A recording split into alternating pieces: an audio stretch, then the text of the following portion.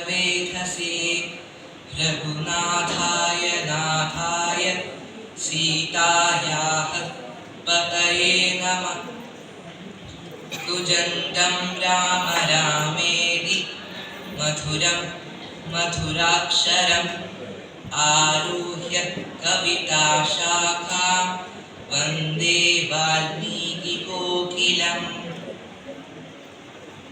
ആരണ്യകാണ്ഡത്തിലെ ലക്ഷ്മണോപദേശം. ലക്ഷ്മണനൊരു ദിനമേകാന്തേ രാമദേവൻ തൃക്കഴൽ കൂപ്പി വിനയാനതനായി ചൊന്നാൻ, മുക്തിമാർഗത്തെ അരുൾ ചെയ്യണം ഭഗവാനെ.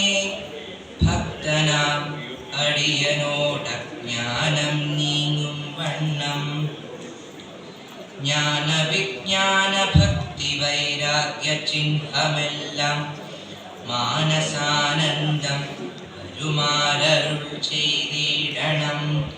ആരും നിന്തിരുവടിയൊഴിഞ്ഞില്ലിവയെല്ലാം നേരോടെ ഉപദേശിച്ചിടുവാൻ ഭൂമണ്ഡലേ.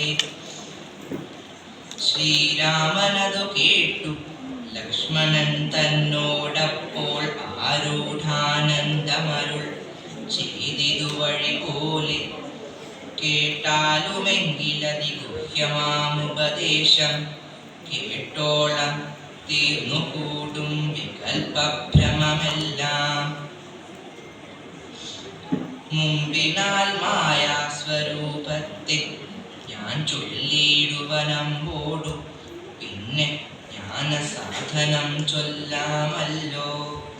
വിജ്ഞാനസഹിതമാം ജ്ഞാനവും ചൊൽവൻ പിന്നെ വിജ്ഞേയമാത്മസ്വരൂപത്തെയും ചൊല്ലാമെടോ. ജ്ഞേയമായുള്ള പരമാത്മാനമറിയുമ്പോൾ മായാസംബന്ധ ഭയമൊക്കെ നീങ്ങിടുമല്ലോ. ആത്മാവല്ലാതെയുള്ള ദേഹാദി വസ്തുക്കളിൽ ആത്മാവെന്നുള്ള ബോധം യാതൊന്നു ജഗത്രയേ. മായയാലാകുന്നതു നിർണയമതിനാലെ കായ സംബന്ധമാ